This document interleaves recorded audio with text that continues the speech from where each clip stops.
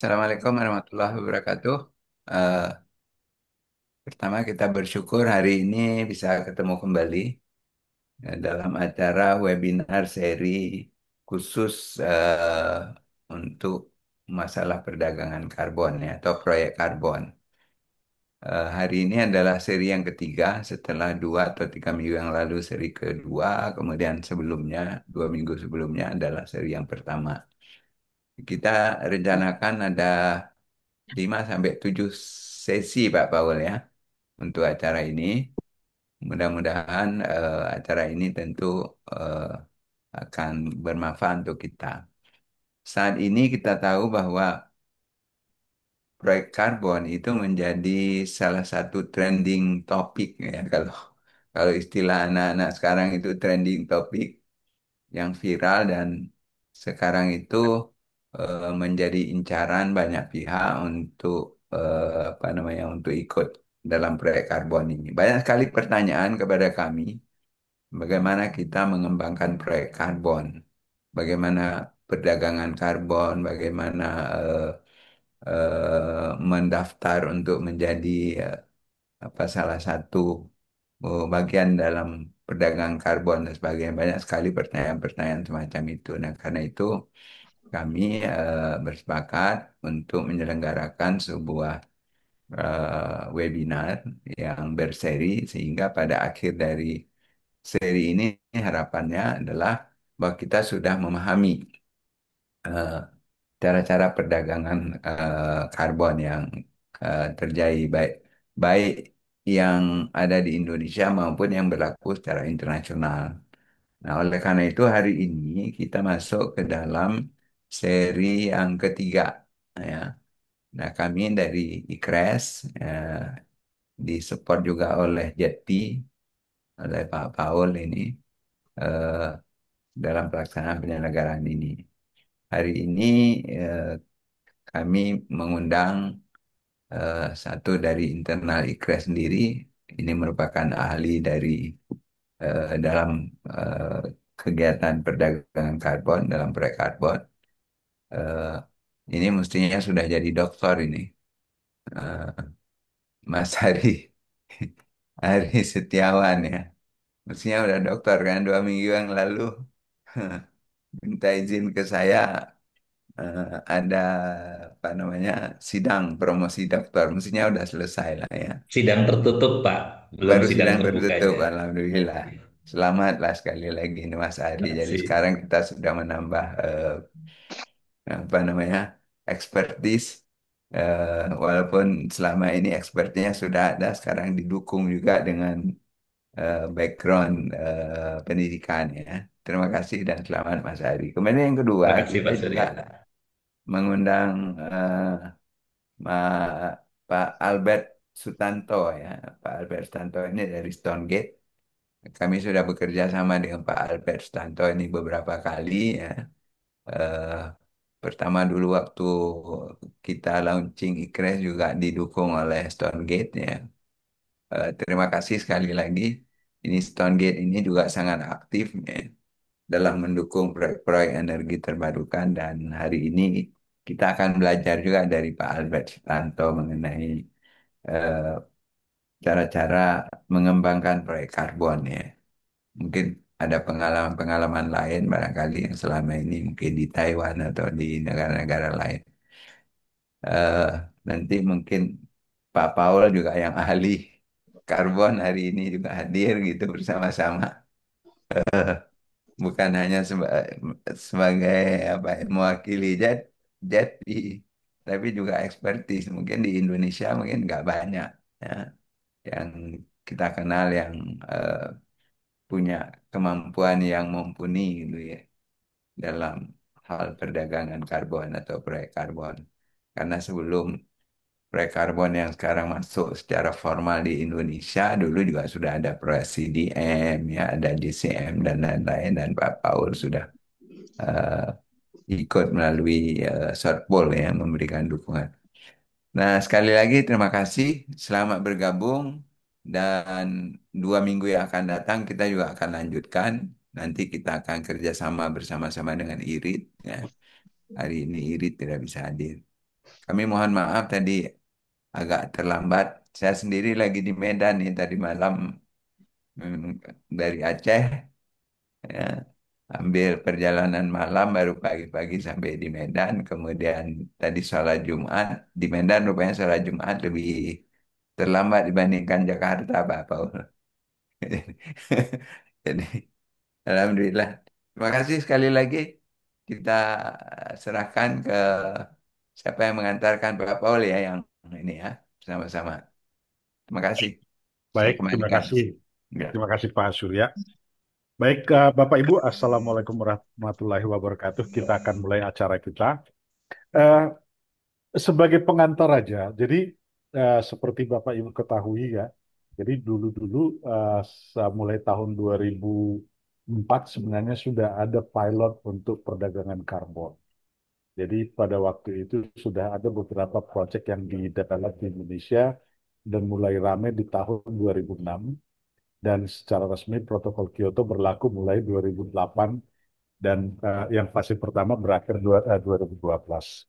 Nah, pada saat itu banyak sekali proyek-proyek yang didaftarkan di Indonesia dan sampai 2012 itu ada sekitar 140 proyek yang terdaftar di UNFCCC, di Executive Board-nya UNFCCC. Nah, tapi sebenarnya yang mendaftar itu lebih dari 200 proyek. Nah, tapi banyak di antara proyek itu tidak lolos di pendaftaran. Kami sendiri waktu bikin project untuk uh, voluntary carbon market pernah punya project yang tidak lolos dan akhirnya tidak terdaftar di voluntary carbon market. Nah, pertanyaannya adalah kenapa kok bisa sampai nggak lolos, gitu kan? Ya, jadi ada banyak hal yang perlu kita perhatikan pada waktu kita bikin project karbon. Nanti uh, Pak Ari dan Pak Albert akan mencoba menjelaskan kepada kita eh,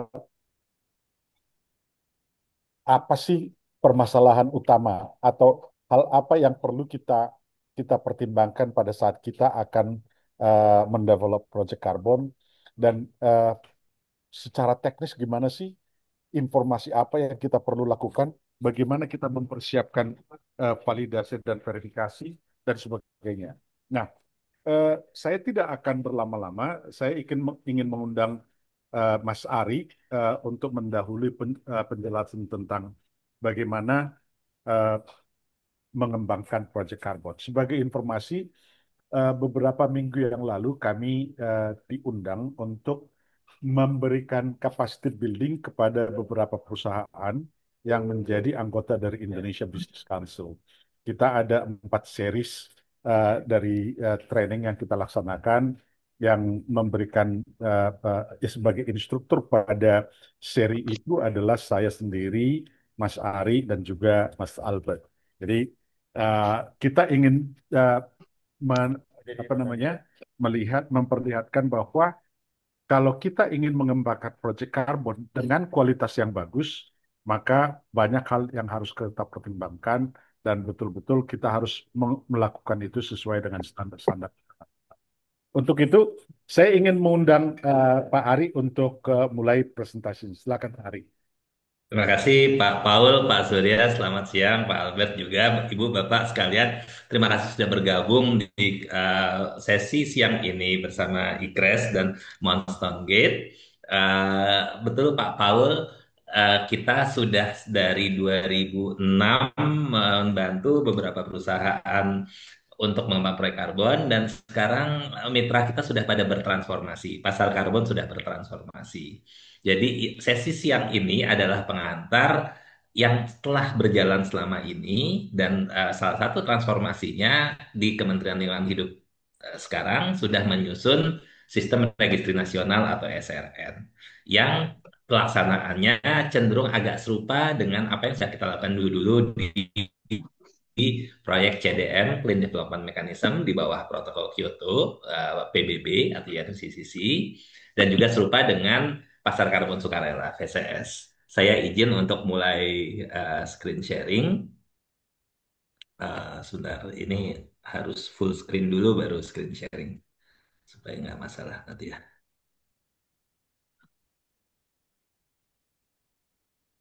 Jadi kami awalnya eh, dengan Pak Paul mungkin kalau disebut generasi pertama kita dulu Pak Paul ya. Karena sebelum kita generasi pertama yang membantu perusahaan-perusahaan untuk menurunkan emisi melalui proyek karbon, ada generasi nol. Generasi nol itu yang merintis protokol Kyoto di Indonesia dengan pilot project yang paling pertama sebelumnya seperti PLT Asahan 1 ya Pak Paul. Kemudian ada proyek solar cooker atau kompor bertenaga matahari di Aceh itu tiga atau empat proyek yang pilot pertama. Itu sudah dirintis oleh ibu bapak di kebanyakan di pemerintahan karena skemanya waktu itu masih berupa bantuan teknis atau technical assistance. Setelah 2008 masuk ke skema pasar karbon dan kami mungkin dengan teman-teman kami di beberapa konsultan di Jakarta, di Indonesia yang bersama dengan teman-teman kita di Malaysia, di Thailand, di Filipina berkembang waktu itu. Nah, setelah 2010, 2012 lebih banyak lagi perusahaan yang berminat dan terjadi waktu kalau krisis ekonomi global kan sekitar 2008, 2009 ya, 2010 waktu itu. Jadi setelah pasca krisis itu pasar karbon berubah karena terjadi pergeseran harga perdagangan karbon turun dari sekitar $5 per ton CO2. Halo, bagaimana? Enggak ya? Oke, saya lanjut. Jadi sempat jatuh pasar karbon. Itu yang kadang agak membedakan kami kalau generasi pertama tuh sekarang jadi cenderung hati-hati. Kami menyadari bahwa informasi yang kita sampaikan akan berkembang terus dan ternyata banyak yang menyambut. Sehingga kita harus berpegang kepada ketentuan yang berlaku supaya perkembangannya tidak terlalu cepat atau kalau di ekonomi disebutkan sebagai ekonomi yang booming ya terlalu panas ya, overheat gitu ekonominya. Eh, jadi kita coba perkembangan yang lebih terarah. eh, itu sebabnya pada saat pemerintah Indonesia dengan Kementerian Lingkungan Hidup menyusun standar sistem registrasi nasional atau CRN, kita banyak berkolaborasi dengan Kementerian Lingkungan Hidup, teman-teman di pemerintahan juga, dan semoga proyek-proyek karbon di Indonesia bisa stabil, eh, tidak terlalu bergejolak seperti di pasar yang terjadi di luar. Dan untuk itu kita menyusun aktivitas seperti webinar sekarang ini supaya teman-teman melihat eh, kecenderungan yang tinggi, kecenderungan yang rendah misalnya supaya kita bisa jaga lebih stabil di tengah-tengah. Jangan terlalu cepat, juga jangan pelat, jangan ketinggalan. Kita mulai. eh, Oke. Mungkin Bapak Ibu pernah melihat gambar ini. Ini mengingatkan saya dari tahun 2006 pada saat saya berada di pasar karbon, gambarnya masih seperti ini.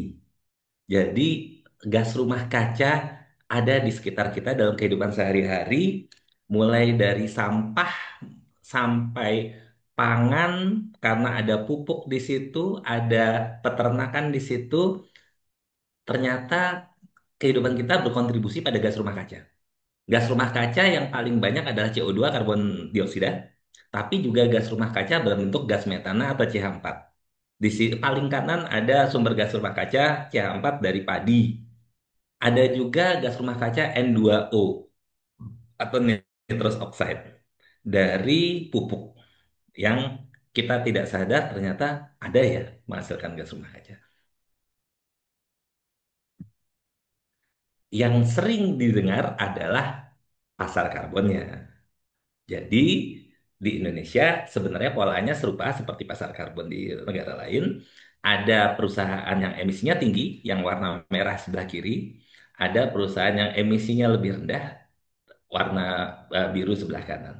Dan ada batas garis putus-putus itu yang merupakan alokasi batas emisi.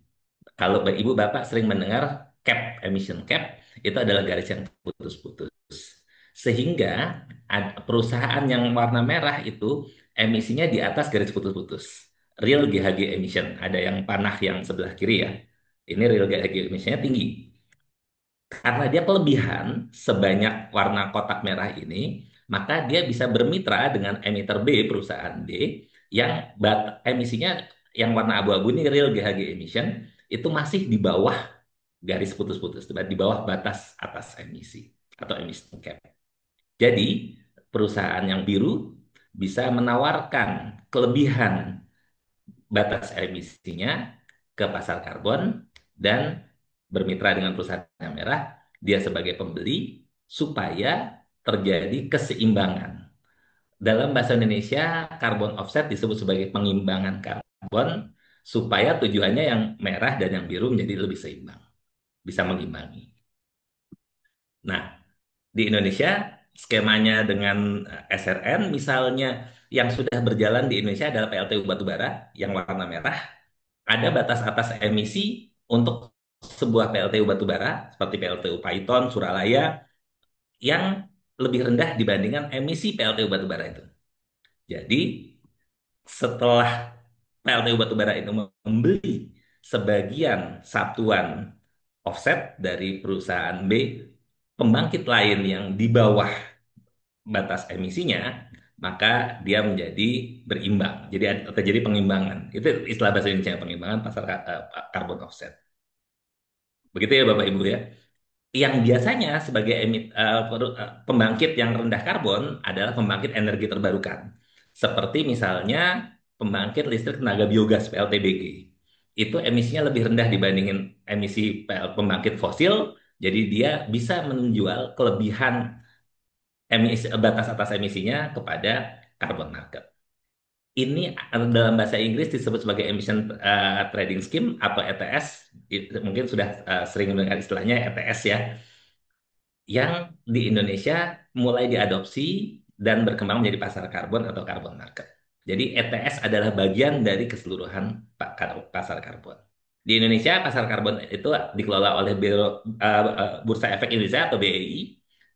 Dalam bahasa Inggris disebut sebagai IDX, Indonesian Exchange, IDX, dan sudah mempunyai website idxcarbon.co.id. Jadi di indeks karbon itu tempat pembangkit listrik energi terbarukan yang warna biru bisa menawarkan kalau dia ada kelebihan emisi, kelebihan batas emisi ke perusahaan yang warna merah yang membutuhkan. Nah, pertanyaannya, makin banyak pembangkit yang lebih, makin banyak calon pembeli. Sehingga di pasar khawatirnya kalau tidak seimbang antara jumlah yang dijual dan yang dibeli, lebih banyak pembeli dibanding penjual, harga naik. Lebih banyak penjual dibanding pembeli, harga turun. Nah, kadang pergerakan harga ini bisa sangat cepat dan itu terjadi di pasar Eropa, ETS di EU ETS tahun 2008, sehingga tidak seimbang. Pasokannya jauh lebih banyak daripada permintaan. Harga turun dengan cepat dalam hitungan bulan, harga di bawah $1. Itu peran dari pemerintah atau regulator, dalam hal ini IDX Karbon yang diawasi oleh OJK, Otoritas Jasa Keuangan. Jadi pasar karbon ini dinamik dan masing-masing memiliki perannya, baik sebagai penyedia atau penjual unit emisi maupun pembeli demand ya. Baik. Lanjut, kita melihat tahapan urutan pekerjaan kalau kita mengembangkan proyek karbon. Sebelum kita masuk ke pasar karbon, kita perlu melalui tahapan ini. Ini tahapan yang seperti apa? Awalnya dirintis oleh UNFCCC, ini logonya di bawah. Ini memang saya copy dari websitenya UNFCCC, United Nations Framework for Climate Change Convention. Urutannya mulai dari kiri atas sampai ke kiri bawah. Yang sebelah kanan adalah siapa pelakunya. Mulai dari menyusun proyek atau proyek desain, merancang proyek, yang melakukan adalah pemilik proyek atau disebut sebagai proyek partisipan. Mendapatkan persetujuan dari pemerintah, istilahnya adalah Designated National Authority atau DNA. melalui tahapan audit validasi, validation, dilakukan oleh lembaga auditor yang disebut sebagai DOE, Designated Operational Entity. Setelah lolos audit validasi, masuk ke registrasi, diregistri. Waktu itu dikelola oleh Executive Board CDM, sekarang dikelola kalau di Indonesia oleh Kementerian Lingkungan Hidup dalam registrasi SRN. Setelah terregistrasi, kita masuk ke fase coklat, fase operasional proyek karbon. Kalau tadi ada PLT biogas, maka biogasnya itu jumlah biogas yang diproduksi akan melalui fase pemantauan atau monitoring. Setelah dipantau, maka masuk ke berikutnya adalah audit verifikasi, verification. Jadi ini ada nama DOE di bawah, yang di atas juga ada nama DOE. Jadi DOE adalah lembaga audit yang melakukan tugas audit validation dan audit verification atau verifikasi. Ujungnya adalah karbon kreditnya tersertifikasi sehingga diterbitkan atau diisu berupa satuan CER, tersertifikasi, maka namanya menjadi Certified Emission Reduction, penurunan emisi yang tersertifikasi. Karbon kreditnya ada di sini, Ibu Bapak, yang paling bawah. Jadi hasil dari tahapan semua ini adalah besarnya karbon kredit apakah sejumlah 100.000 ton CO2 yang diterbitkan atau diisu. Dan ini juga dilakukan di Indonesia. Namanya kalau di Indonesia adalah SPE, Sertifikat Penurunan Emisi, diterbitkan oleh Kementerian Lingkungan Hidup melalui skema SRN, diterbitkan jika lolos audit, dapat persetujuan dari auditor di tahap yang verification, certification yang bawah itu, yang nomor 2 dari bawah. Nah, ini yang tadi Pak Paul sebutkan. Di Indonesia, berapa banyak proyek yang sudah terregistrasi di Indonesia? Sebagian cukup besar adalah proyek karbon yang menurunkan emisi gas metana atau CH4. Wah, berarti ternyata proyek karbon Indonesia tidak hanya CO2, karbon dioksida, tapi banyak yang justru menurunkan emisi metana. 67 proyek. Angka ini adalah jumlah proyek ya Ibu Bapak ya. Kalau persentasenya kita bisa perkirakan dari ukuran lingkarannya ini. Hampir setengahnya metan. Kalau ditambah dengan landfill gas ini proyek seperti PLT, seperti Bantar Gebang. TPA Bantar Gebang itu disebut sebagai landfill dan menghasilkan gas metana juga. Sehingga kalau jumlah metana yang 67 ditambahkan landfill gas menjadi 77. Lebih dari setengah proyek di Indonesia, proyek karbon di CDM, ini tidak termasuk yang pasar sukarela ya. Ini diagram dari CDM, itu gas metana. Selebihnya ada pembangkit tenaga air, pembangkit panas bumi, pembangkit biomas, pembangkit surya, ada proyek semen, ada energi efisiensi di industri EE, dan ini jumlahnya sebenarnya tidak banyak. Jadi yang berkembang pada waktu itu memang boomingnya di sini ya Bapak Ibu ya kelihatan ya. Baik, lanjut. Apa itu proyek karbon? Rumus dasarnya adalah berapa banyak emisi yang kita sebut sebagai emisi baseline, yang tadinya kotor, yang seperti diagram tadi, gambar tadi ada warna biru, pembangkit yang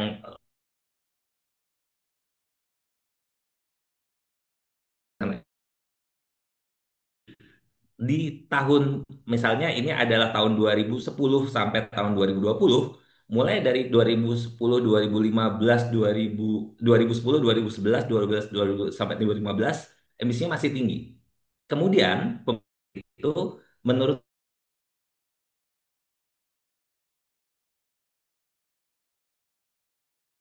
2016 sampai 2020. Nah, bagaimana caranya? Salah satu aktivitas yang seperti ini yang mungkin Bapak Ibu bisa melihat saat ini adalah co-firing PLTU. Kebanyakan ada beberapa PLTU PLN yang menggunakan netral. Jadi, sebelum menggunakan bahan bakar biomasa,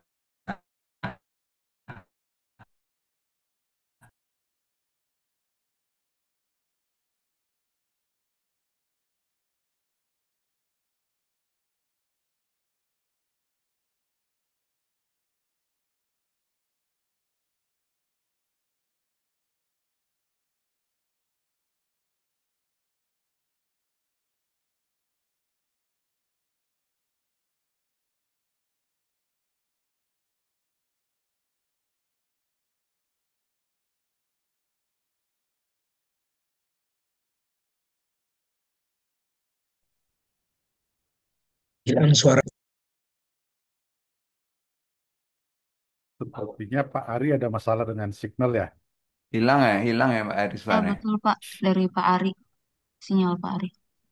Oke, tolong dicek dong, Mira, Pak Ari ini.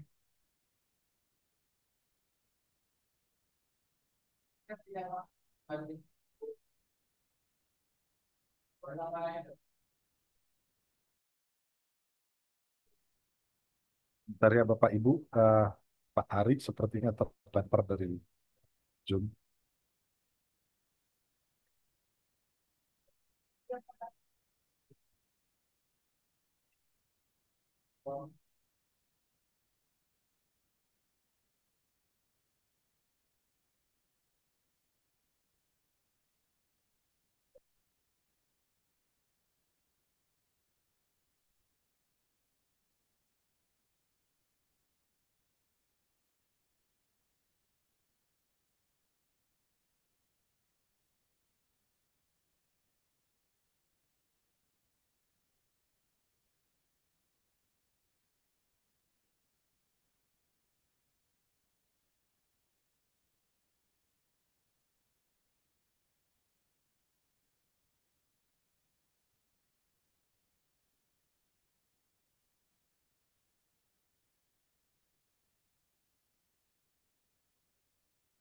Udah masuk lagi, Ri?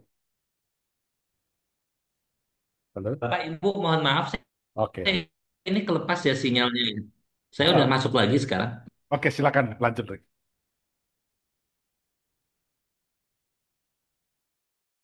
Oke, kita lanjut.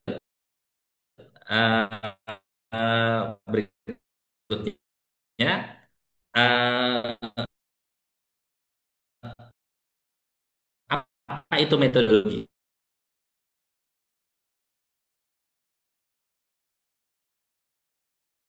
biogas? Nama-nama metodologi, Bapak Ibu bisa melihat di daftar ini. Ini saya screenshot dari website UNFCCC yang bisa dipilih. Jadi setiap nama yang biru ini, kalau di scroll ke bawah, itu mungkin ada 150 atau hampir 200 metodologi. Kita bisa memilih metodologi yang cocok untuk kita. Misalnya kita mau membuat pembangkit listrik energi terbarukan, maka kita bisa mengambil nomor ACM 002. Atau kita membuat proyek biogas tadi menggunakan metodologi nomor AMS 3G. Kalau tadi adalah screenshot dari website UNFCCC, di sini adalah screenshot dari website SRN. Namanya itu srn.menlhk.go.id /SPE. Tampilannya seperti ini. Nama-nama proyek nanti ada di sebelah kanan dan jumlah yang tersedia di pasar karbon atau bursa karbon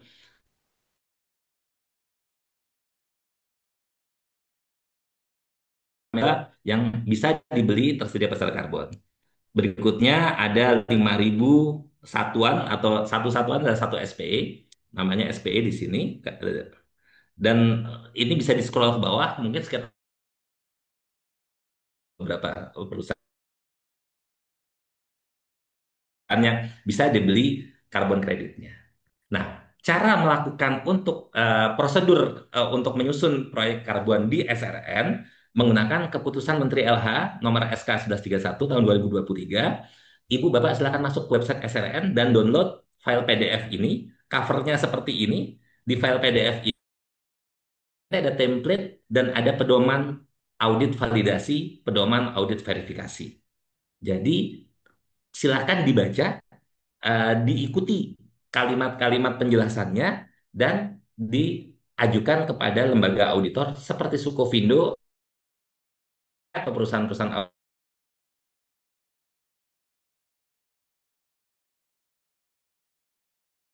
ini kira-kira seperti ini. Ini adalah template yang sebelah kanan atas. Namanya dokumen rancangan aksi mitigasi atau DRAM.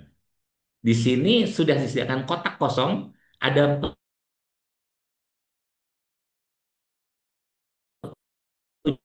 petunjuknya, misalnya bab A1 Bapak isi dengan judulnya. Hapus ini kalimat ini adalah petunjuk pengisian, dihapus diisi dengan tanggal.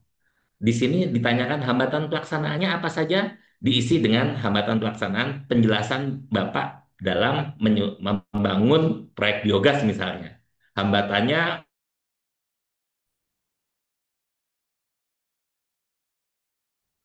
ada masalah operasional. Dijelaskan dengan mungkin satu halaman, dua halaman. Kalau ini diisi bisa panjang ya ke bawah lagi.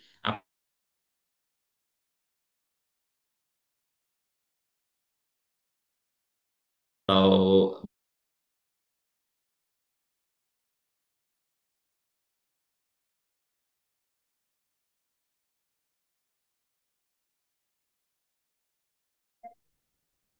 Pak Ari ini putus-putus deh. Iya betul Pak. Itu sinyal dari Pak Ari langsung. Ya, jaringannya kurang baik ya. Pak Ari,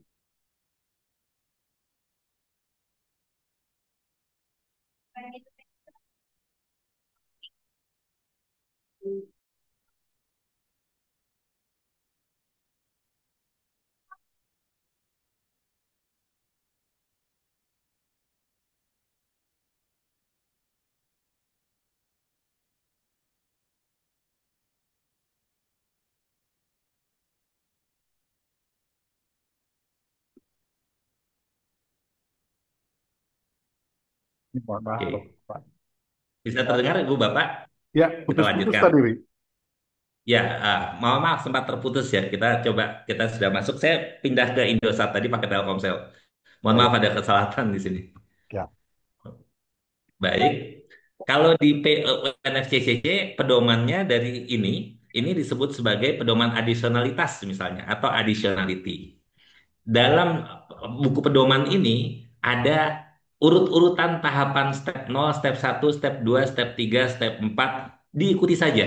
Jadi penjelasannya seperti yang di buku pedoman tadi, kalau Ibu Bapak menggunakan standar dari luar, maka ya memang pedomannya berbahasa Inggris ya. Ini saya perbesar. Step 1 mulai dengan screening awal. Step 0 mulai dari screening awal. Kalau masuk ke step 1 mengidentifikasi pilihan-pilihan atau alternatif. Nanti kita tunjukkan contohnya pilihan seperti apa. Lolos step 1 masuk ke selanjutnya. Bisa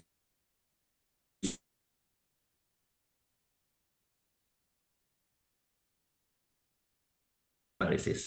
Kita coba di step 1 ya Ibu Bapak ya.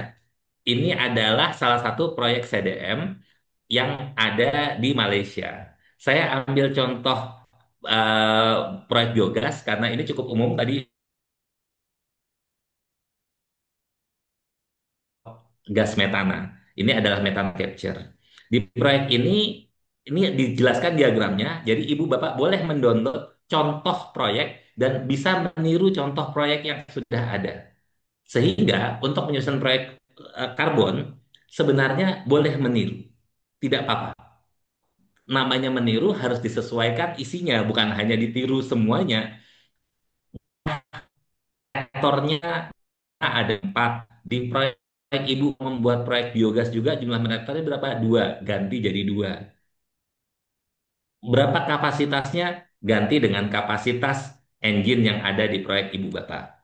Jadi meniru boleh, tapi perlu diteliti dan dicocokkan dengan data operasional ibu bapak.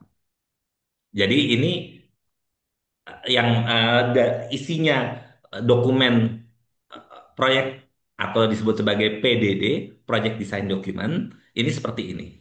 Kita lanjut lagi yang tadi, ada tahapan step 1, step 2, step 3 tadi, seperti tadi ya. Ini adalah tahapan untuk menyusun skenario baseline. Tujuan dari tahapan ini adalah untuk membuktikan kepada auditor bahwa skenario baseline adalah skenario yang terjadi di misalnya ibu bapak punya pabrik dan ingin karbon di pabrik ibu, di pabrik bapak, misalnya, maka memang selain ini sah ada di pabrik ibu bapak. Nanti pengesahannya dilakukan oleh lembaga auditor tadi.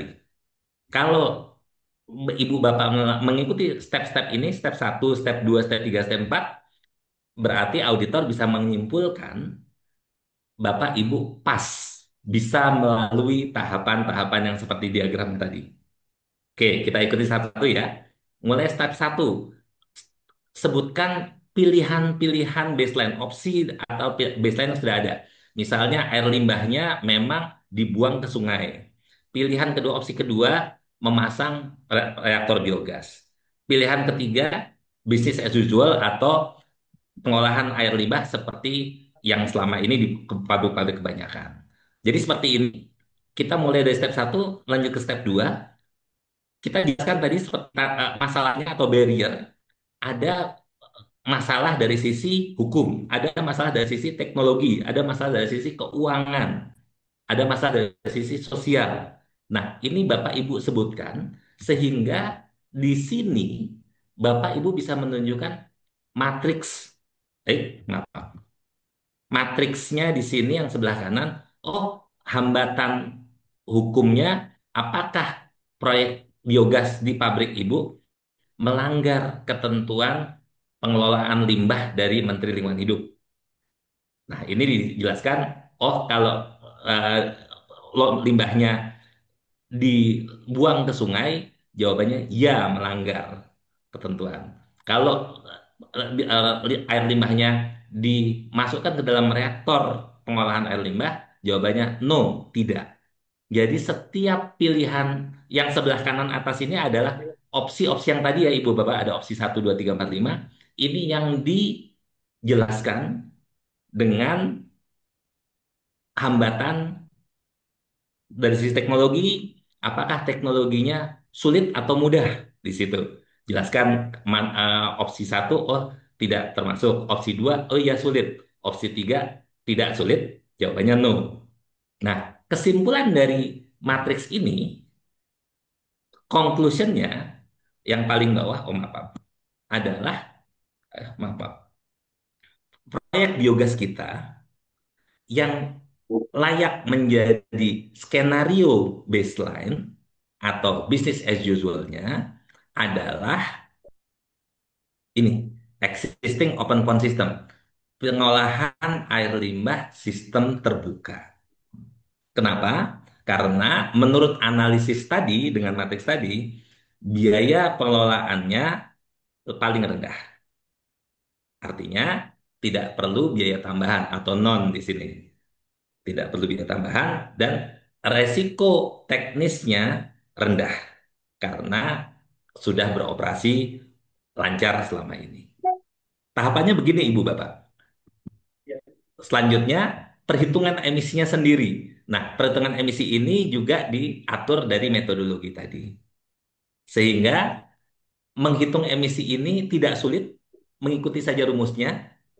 Ibu Bapak tadi sudah melihat tahapan sebelum masuk ke perhitungan emisi ini adalah tahapan untuk menyusun skenario baseline. Dalam pengalaman kami, menghitung emisi secara matematika, ini tambah ini, M dikali EF, itu tidak sulit. Yang lebih sulit dalam melalui tahapan audit, itu tahap yang ini Ibu Bapak. Karena ini membutuhkan pengalaman dan tambahan data, tambahan informasi dari pasar yang kita harus jelaskan kepada auditor.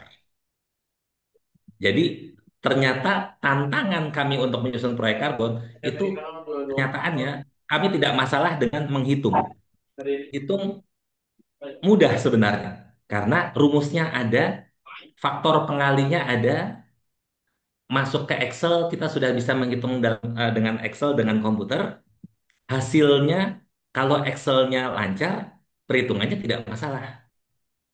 Nah, yang tadi Pak Paul sebutkan, kenapa proyek itu ada yang tidak berhasil melalui tahapan audit, seringkali bukan karena hitungannya yang salah, tapi tahapan yang step 0, step 1, step 2, step 3 tadi, Ibu Bapak. Ternyata itu bisa diterima oleh auditor, berarti Ibu Bapak lulus, pas, atau ternyata informasi yang Ibu Bapak sampaikan kepada auditor tidak bisa diterima. Artinya auditor tidak percaya. Bukti-bukti yang kita sampaikan kurang kuat untuk mendukung argumen kita. Karena auditor tidak menerima, maka proyek itu walaupun perhitungan emisi benar, ternyata jadi latihan untuk membuat skenario baseline itu dalam pengalaman kami itu sangat penting. Latihan untuk menghitung berapa emisi GRK lebih mudah dibanding latihan yang step 0, step 1, step 2 tadi. Begitu Ibu Bapak, pengalaman kami ini adalah template dari pedoman SPE GRK. Saya tunjukkan saja template-nya di sini. Ini tabel yang diisi dengan angka untuk mengukur aliran mengukur jumlah limbah, mengukur konsumsi listrik. Nanti pedomannya sudah ada di pedoman SPGRK yang dari Keputusan Menteri nomor 1131 ini tinggal diikuti. Jadi insya Allah mengikuti semua pedomannya, insya Allah lancar. Rumus kelihatannya susah ya Ibu Bapak, tapi yakin pedomannya lengkap dan jelas. Ini pedoman dari IPCC atau Intergovernmental Panel for Climate Change dan rumus-rumus di sini semua penjelasannya tidak dipahami. Jadi kita bisa mempelajari dan menyelesaikan hasil audit. Kalau semua tahapan yang dari awal tadi, step 0, 1, 2, 3, itu begitu Ibu Bapak. Terima kasih Pak Paul. Ini angka-angka bisa kita pelajari dan yang penting saya yakin bahwa tim kita untuk mengelola proyek karbon, untuk menghitung, pasti bisa. Itu bisa dipelajari, tinggal kita bekerja sama supaya auditornya bisa teryakinkan bahwa tahapan-tahapan menyusun skenario baseline, menyusun additionality, barrier atau hambatan itu yakinkan dan bisa diterima oleh auditor sehingga Ibu Pak lolos sebagai proyek karbon dan pada akhirnya terdaftar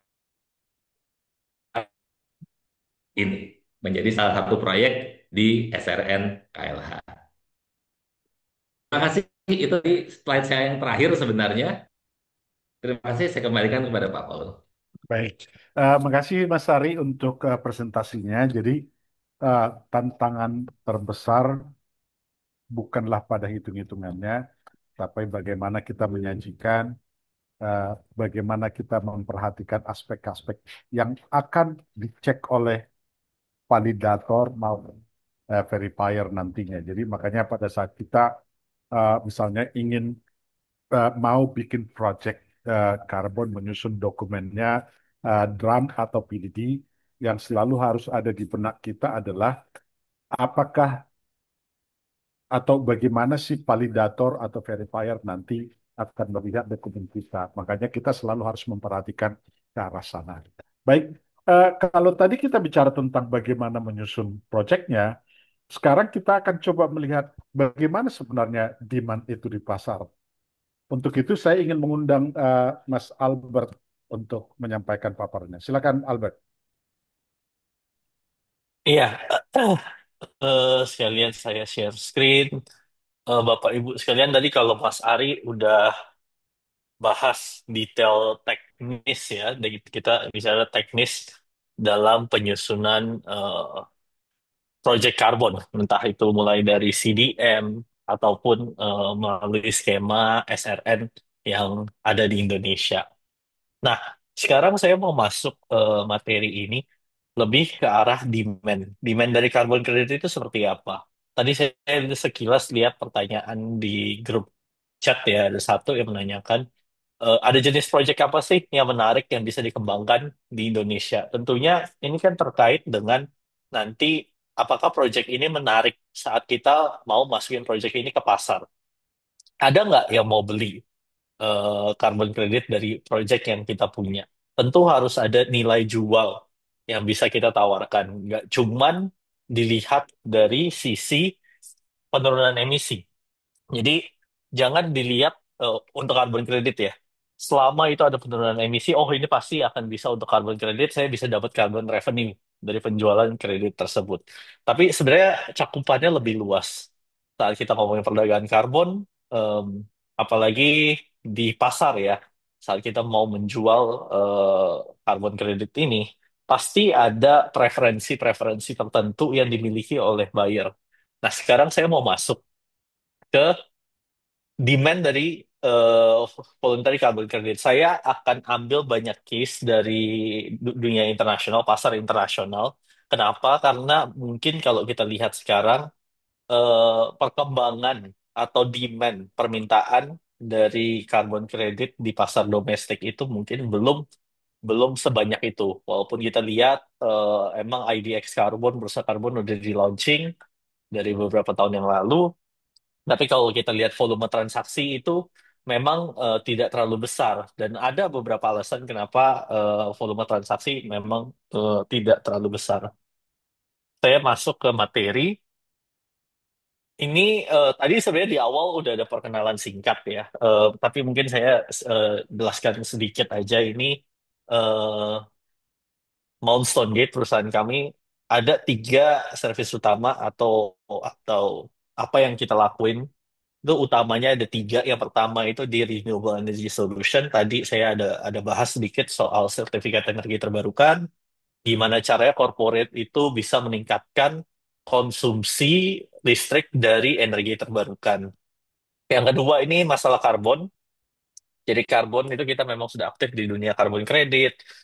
Eh, Entah itu dari perdagangannya, sisi perdagangan atau dari development. Jadi kita juga banyak terlibat di penyusunan atau pengembangan proyek-proyek karbon. Dan skop cakupan kita bukan hanya di Indonesia, tapi luas dan mungkin lebih banyak fokus di Asia, seperti di Jepang, Taiwan, China, India, dan negara lainnya. Nah, yang ketiga itu lebih banyak di advisory service. Jadi mulai dari penyusunan roadmap, perhitungan emisi gas rumah kaca, training workshop, dan juga ESG score atau ESG rating. Saya masuk pertama, kenapa karbon kredit ini, tadi Mas Ari udah bilang ya, sama Pak Paul juga, muncul konsep ini tuh dari Kyoto Protocol tahun 1997.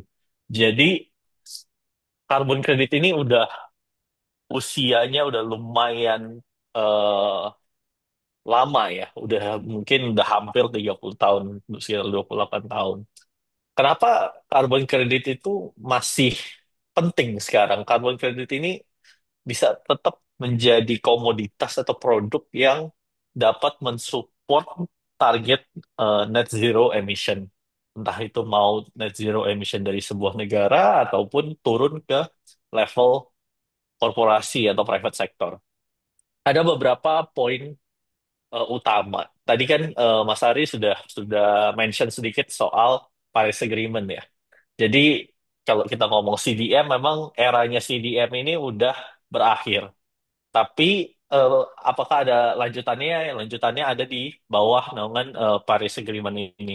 Jadi di Paris Agreement atau persetujuan Paris ini memang di artikel 6 itu membahas soal carbon credit. Tapi eh, detailnya mungkin ada soal 6.2 dan 6.4. Nah, 6 6.2, 6.4 nanti kita bahas mungkin bedanya apa. Tapi intinya 6.4 ini bisa dibilang menjadi em, transformasi dan lanjutan dari dari CDM. Konsepnya itu ya tetap masih crediting, jadi ada proyek penurunan emisi, kita daftarkan proyek dan bisa diterbitkan emission reduction-nya atau certified emission reduction yang disebut carbon credit. Jadi secara persetujuan global dari di bawah Paris Agreement ini, carbon credit itu masih menjadi komoditas utama penting di upaya-upaya negara untuk menurunkan emisi mereka. Tapi nggak cuman di level negara ya, kita ngomong negara atau level pemerintah. Kita kalau lihat sektor bisnis atau turun ke level corporate, itu banyak inisiatif-inisiatif global yang intinya adalah untuk mendukung upaya penurunan emisi ini mencapai titik net zero emission. Salah satu mungkin yang paling banyak terkenal atau mungkin banyak digunakan di Indonesia juga itu namanya science-based target. Science-based target itu intinya perusahaan akan menghitung berapa target penurunan emisi mereka dengan tentunya metodologi yang di-approve ya. Misalnya, saya punya perusahaan manufacturing, saya mau ikut partisipasi untuk mencapai net zero emission di tahun 2050 atau 2060. Nah, nanti di bawah science-based target itu perusahaan akan diminta juga untuk menghitung eh, target jangka menengahnya sebelum mencapai net zero emission.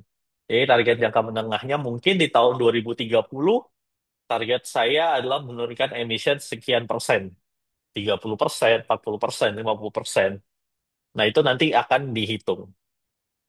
Ini banyak digunakan perusahaan seluruh dunia, science-based target ini. Jadi banyak lagi membernya. Kalau kita lihat ini, angkanya itu sudah ada 11.000 perusahaan di seluruh dunia yang sudah join atau ikut partisipasi di science-based target.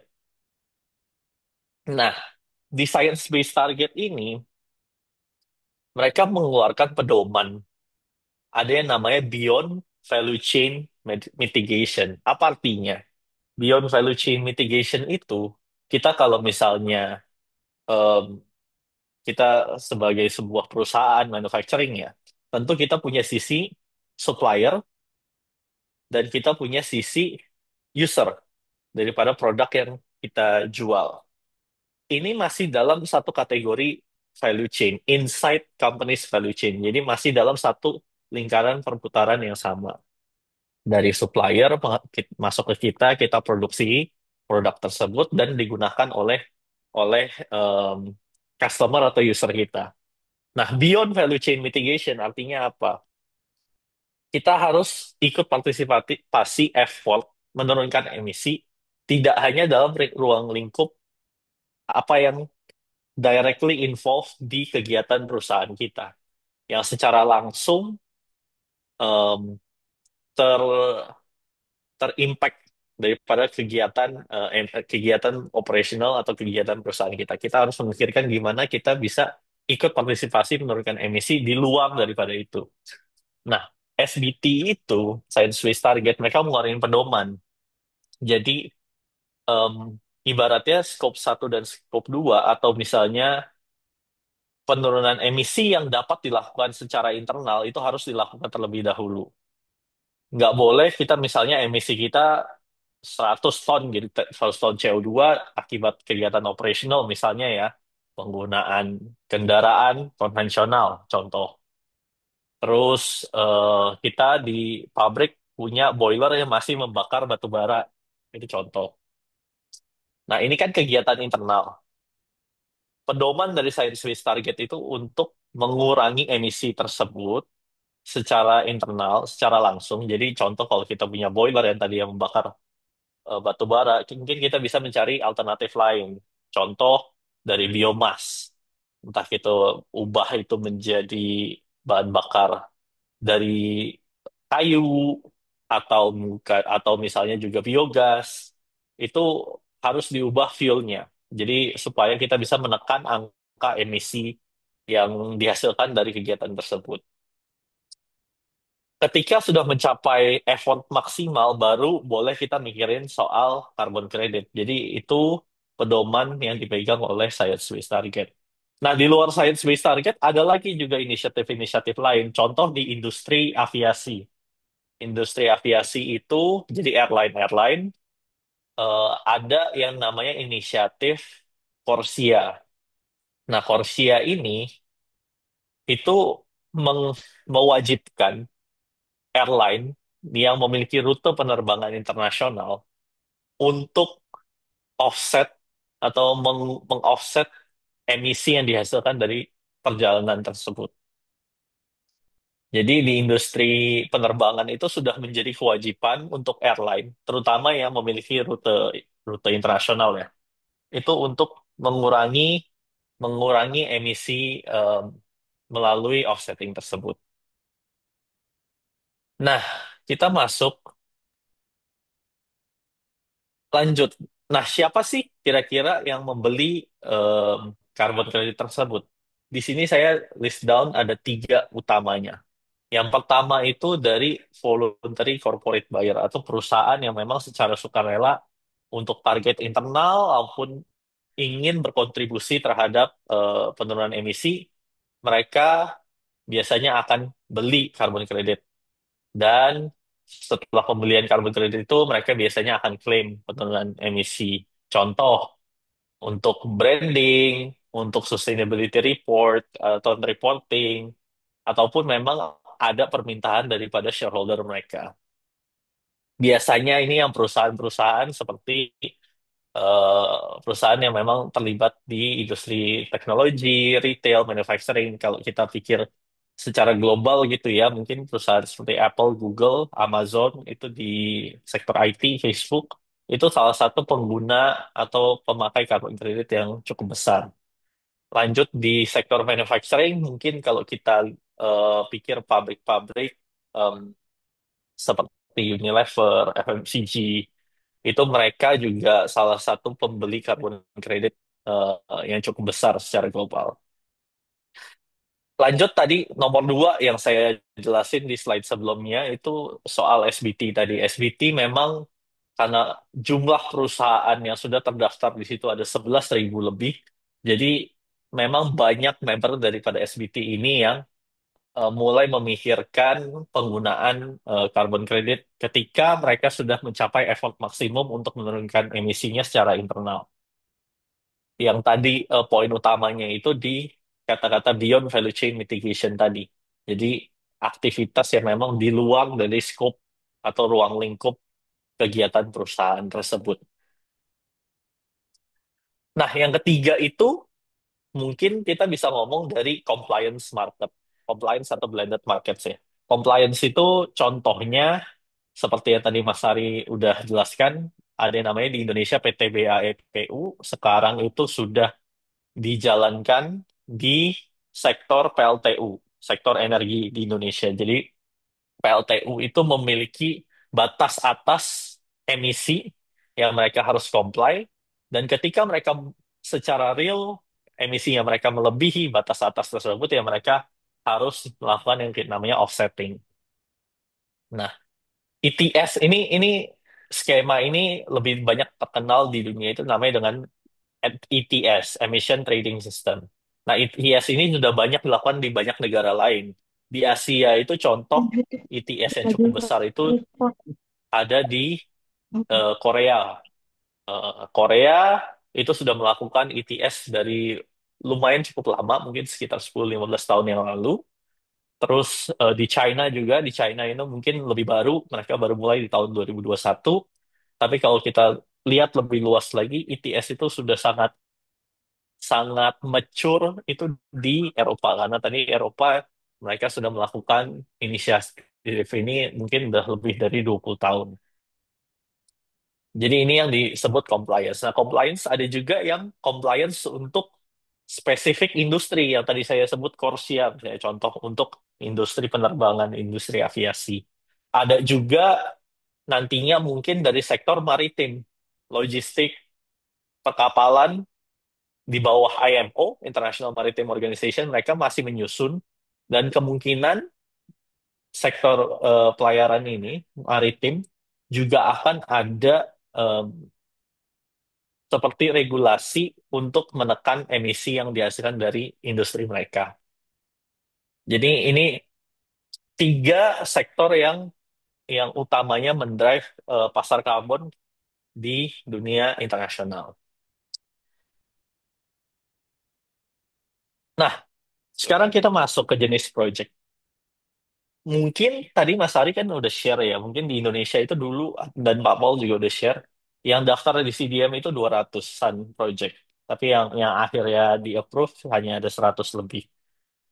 Tapi kita kalau lihat perkembangan pasar semakin beberapa tahun belakangan ini,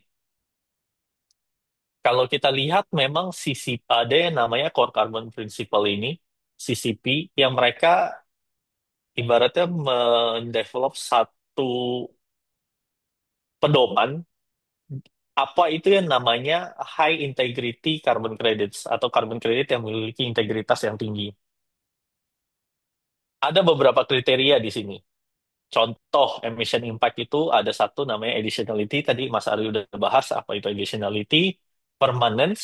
Permanence itu intinya gimana bisa kita make sure bahwa bahwa pengurangan emisi itu terjadi ya untuk selamanya. Misalnya contoh kita misalnya ngomongin kehutanan, gimana caranya supaya emisi itu memang atau gas rumah kaca atau CO2 itu memang terserap oleh sektor kehutanan ini dan tidak rilis lagi balik ke udara. Lanjut misalnya robust quantification ya itu maksudnya intinya gimana cara perhitungannya itu perhitungan emisi pengurangan emisi itu memang akurat dan tidak dihitung ganda atau double counting. Itu emission impact. Ada dari sisi governance juga, misalnya transparansi, tracking, gimana mereka memonitor project ini, si pemilik project, dan siapa yang melakukan validasi dan verifikasi. Itu juga ada kriteria-kriteria lanjutan. Dan yang terakhir itu nggak cuman dari dua sisi itu, ada nggak kontribusi terhadap Sustainable Development Goals. Kita tahu Sustainable Development Goals ada 17. Ini project-project juga sekarang diminta apa kontribusinya terhadap SDG ini. Jadi nggak cuman dilihat dari pengurangan emisi aja, tapi ada nggak benefit-benefit lain, ada nggak em, value-value lainnya yang dibawa oleh project ini. Nah, jadi CCP ini, Core Carbon Principle, pedoman ini sudah menjadi tolak ukur sekarang untuk pembeli ketika mereka membeli carbon credit. Mereka nggak cuma lihat lagi, oh ini project ada pengurangan emisi, emission reduction-nya ada sekitar 100.000 ton, ya udah saya beli. Nggak cuma sebatas itu. Mereka akan lihat lagi jenis projectnya apa, terus gimana project ini di-develop, lokasinya di mana, apakah ada kontribusi tambahan terhadap komunitas sekitar, terhadap environment, lingkungan, dan terhadap biodiversitas contohnya.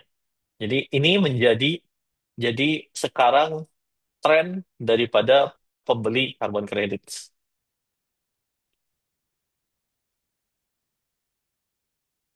Lanjut, nah kita lihat lagi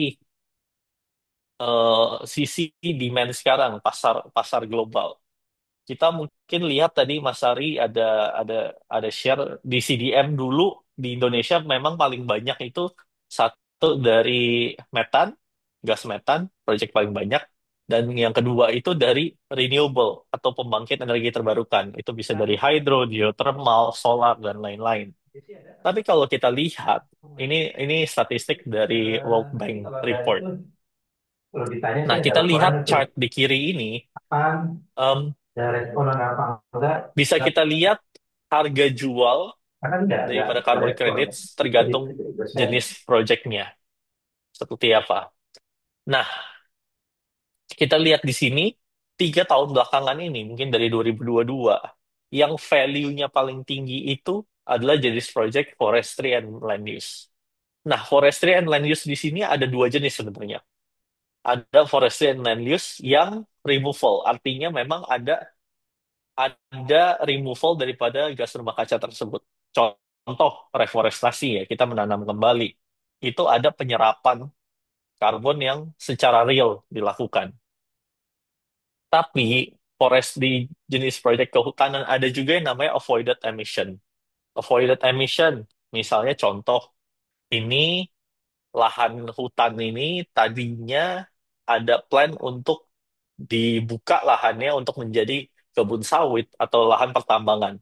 Tapi plan ini dibatalkan dan untuk menjaga eh, lahan hutan ini supaya agar tetap terjaga kondisinya. Itu yang avoided deforestation biasanya. Avoided deforestation ini ada yang namanya avoided emission. Jadi tidak ada emisi yang terrilis kembali ke udara. Kalau kita lihat sekarang, yang mungkin value-nya paling rendah itu dari renewable energy. Kalau kita lihat di sini, mungkin tahun 2021, 2022 masih bisa jual carbon credit dari proyek energi terbarukan di angka lebih dari $5, bisa sampai $7 per ton CO2-nya. Tapi kita lihat di tahun ini, value-nya itu cuman $1.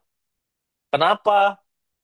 Kenapa ini menjadi renewable itu menjadi tidak menarik di pasar karbon? Salah satu poin utamanya itu yang dari balik ke slide sebelumnya, core carbon CCP ini.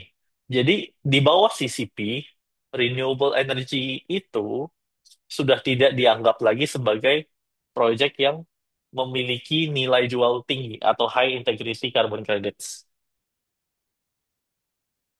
Jadi itu alasan utamanya kenapa renewable itu semakin tidak diminati di pasar.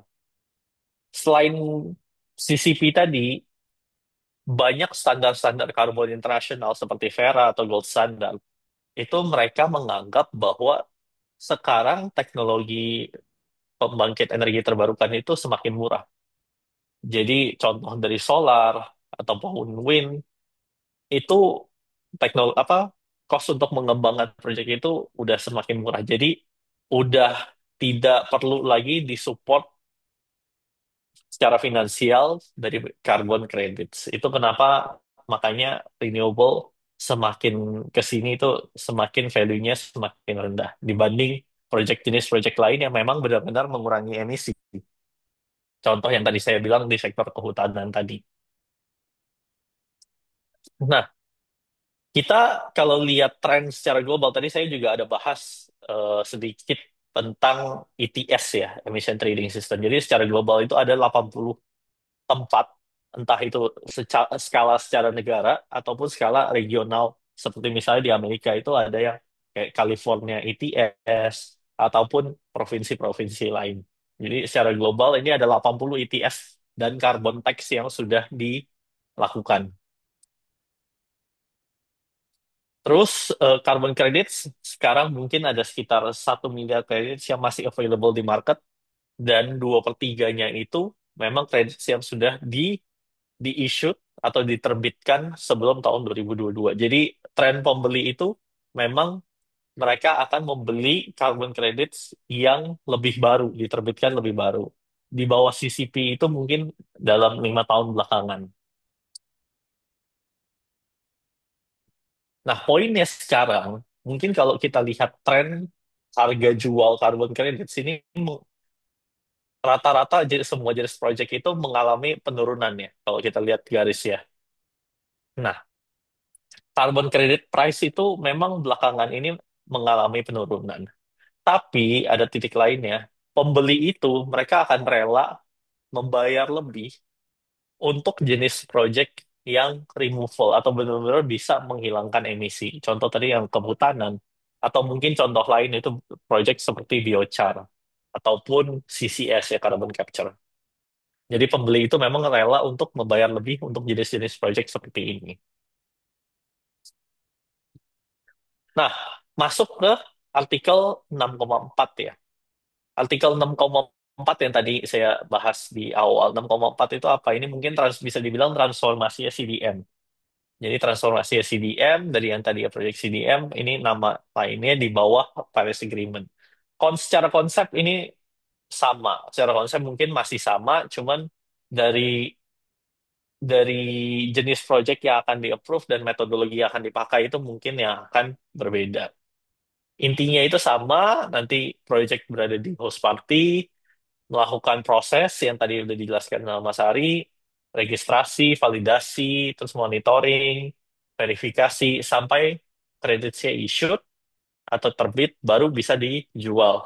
Nah, dijual itu ada dua jenis. Satu yang mendapatkan otorisasi dari otoritas tempat, mungkin kalau untuk halnya di Indonesia itu dari lingkungan hidup, kalau mendapatkan otorisasi dari lingkungan hidup untuk dijual keluar, itu yang mendapatkan namanya corresponding adjustment. Corresponding adjustment itu apa? Itu nanti corresponding adjustment, kalau kita menjual kredit dengan corresponding adjustment, kita jual ke pihak di negara lain, pembeli itu yang berhak mengklaim penurunan emisi dan bisa dihitung juga dalam penurunan emisi NDC daripada negara tersebut.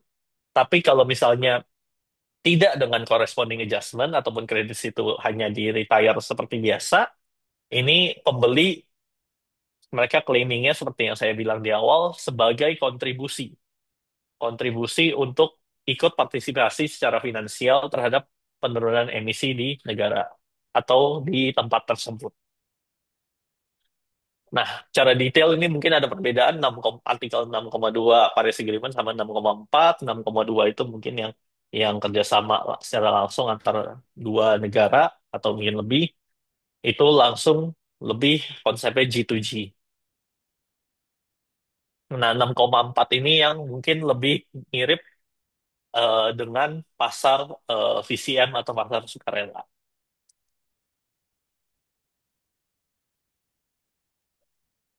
Nah, ini slide terakhir, summary. Jadi, kira-kira kalau kita lihat pasar karbon, apa sih yang bisa kita lihat ke depannya?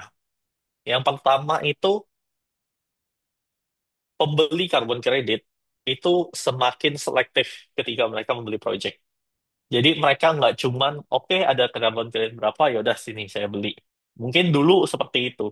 Tapi belakangan ini trennya sudah tidak seperti itu. Trennya lebih kepada kualitas daripada karbon kredit tersebut. Jenis proyek apa, lokasinya di mana, validator verifikasi atau verifikatornya siapa, apakah ini bisa disebut high integrity carbon credits atau enggak.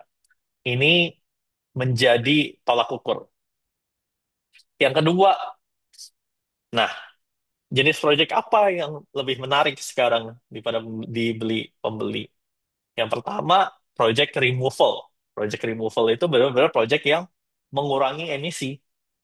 Contoh tadi dari sektor kehutanan ataupun gas metan juga ya, methane capture yang kalau kita lihat di pengolahan limbah cair ada dipasangin karet untuk menangkap gas metananya dan akhirnya hasil biogasnya itu diproses dan digunakan lebih lanjut itu yang bisa disebut removal ataupun biochar yang memang diinjek ke tanah.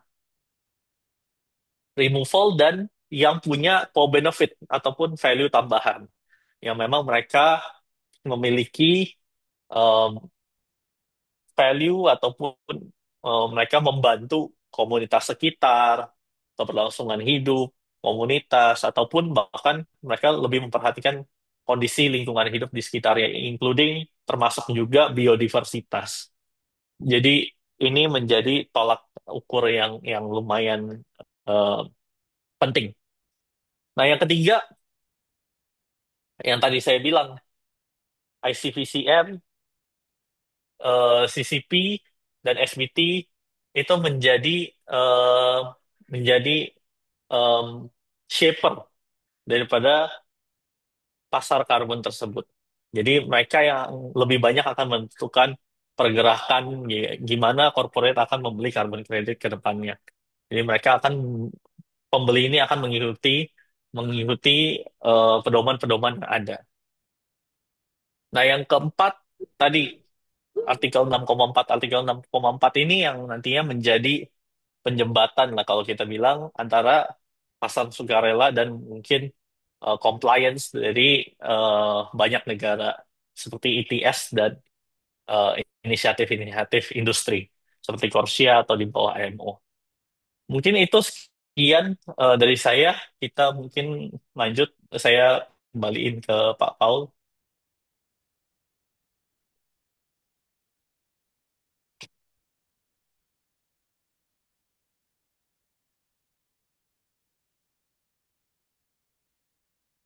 Tapi saya Terima tidak kasih Pak dalam diskusinya Albert sudah lah untuk itu memang harus presentasinya. kita cerita ke eh, Ya, sangat menarik apa yang disampaikan ya. Jadi terutama pada saat kita bicara tentang demand-nya itu. Jadi kita coba melihat sampai sejauh mana sih pasar itu.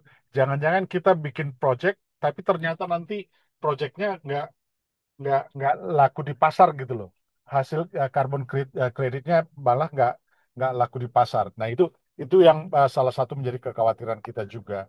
Nah, makanya yang disampaikan Pak Albert tadi, salah satu poin yang paling penting itu adalah bagaimana kita bisa membuat proyek yang menghasilkan kualitas yang cukup bagus. Tadi disampaikan tentang carbon core principle, dan juga disampaikan tentang potensi pengurangan demand dengan adanya ketentuan-ketentuan dari SBTI. Baik, Bapak Ibu, eh, ada Mbakku ini yang sudah mau menanyakan. Silakan, Mbak Dia, silakan. Iya, terima kasih Bang Paul. Iya, kan maaf saya nggak buka kamera.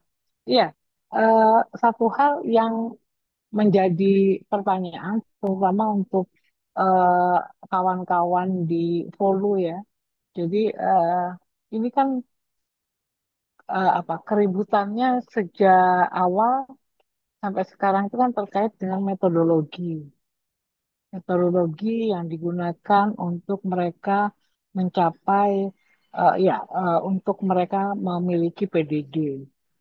Lalu dalam SLN itu kan skema sertifikasinya ada dua, share sama appreciate eh, certification kalau nggak salah. Jadi apa eh, eh, dua dua skema yang sebetulnya yang satu apa compensate sorry apa skema sertifikasi appreciation eh, apa certification itu nggak populer.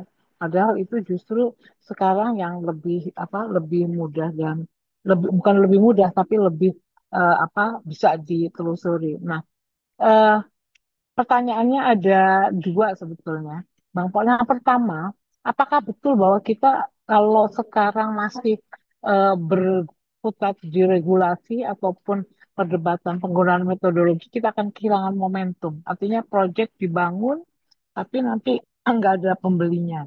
Itu yang pertama. Yang kedua untuk Mas Ari dan ini Mas Albert, apa saran Anda terkait dengan apa namanya supply yang dari Polu? Karena ini kan kalau dari sisi kawan-kawan yang punya PBPH, terutama kawan-kawan anggota APHI, ini kan mereka apa namanya ya menyiapkan lah untuk PDD-nya. Jadi bagaimana pandangan apa Mas Arief dan Mas Albert terhadap proses Hulu ini? Itu aja, Bang Putra, pertanyaanku. Thank you ya. Terima kasih, Mbak. Eh, Mas Ari, mungkin mulai dari Mas Ari baru nanti ke Mas Albert ya. Silakan. Ya, terima kasih Pak Paul, Bu Diah. Volume kompleks ya Bu ya. Jadi yang sekarang memang kalau yang dilihat ada kompensasi, maka di Kalimantan Timur sepertinya kompensasinya berjalan cukup baik. Karena kan biasanya teman-teman kalau melakukan sesuatu kan yang dilihat ada kompensasinya tidak proyek karbon. FCPF adalah result based payment. Itu dan Timur dengan pemerintah kabupaten-kabupaten beserta dinas kehutanan karena merekalah yang memantau menjaga hutan. Sehingga kompensasinya kepada pemerintah daerah, bukan kepada pemilik izin PBPH. Atau untuk pemilik izin PBPH memang yang itu usaha kehutanan agak mulai populer sekarang. Permasalahannya memang tidak belum banyak yang bisa masuk ke pasar karbon kalau dari multi usaha kehutanan terkait integritas tadi. Apakah dia memang adisional atau dia masih bisnis? Pendapat saya pribadi sih tergantung auditor. Karena kalau saya bilang tidak adisional, kalau bisnisnya profitable.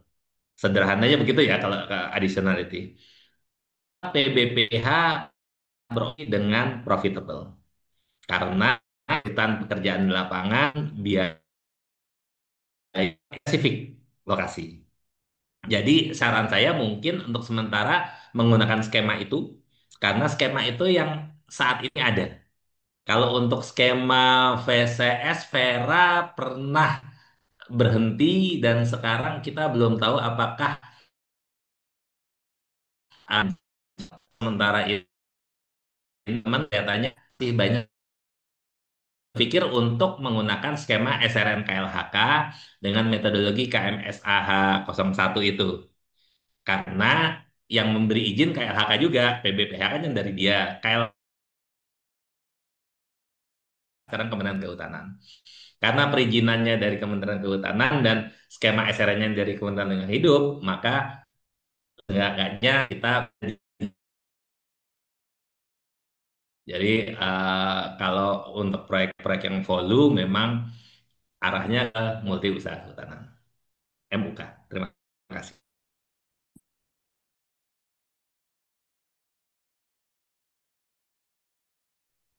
Iya, tadi mungkin saya tambahin sedikit tuh, terlebih sektor volume ya. Kalau kita lihat dari sisi demand pasar gitu, seperti yang saya bilang di awal, mungkin memang karena aktivitas perdagangan karbon secara domestik itu kan memang belum belum seluas sebesar di pasar internasional. Jadi kalau misalnya kita masuk em, SRN menggunakan metodologi domestik, kita harus make sure ada nggak pembeli yang memang berminat untuk beli carbon credit dari project ini. Sedangkan kalau mungkin kita mungkin masuk ke skema internasional, Vera atau Gold Standard, itu akses pasarnya mungkin akan lebih luas karena kan pembeli-pembeli luar, pembeli-pembeli internasional itu memang yang mereka sudah acknowledge standarnya itu standar-standar luar. Ini standar SRN kan mungkin masih bisa dibilang masih baru, jadi masih butuh banyak improvement untuk supaya agar standar SRN ini levelnya bisa seimbang dengan standar-standar yang ada di luar sana. Seperti contohnya mungkin dari sisi additionality aja mungkin mungkin di CDM ataupun standar lain additionality test yang diminta itu kan cukup banyak. Sedangkan mungkin di SRN itu hanya sebatas barrier atau penghambat. Jadi mungkin banyak perbedaan-perbedaan yang perlu disesuaikan dulu dan baru kita bisa lihat ada nggak eh, sih yang berminat terhadap terhadap kredit tersebut. Mungkin itu aja yang saya bisa tambahin.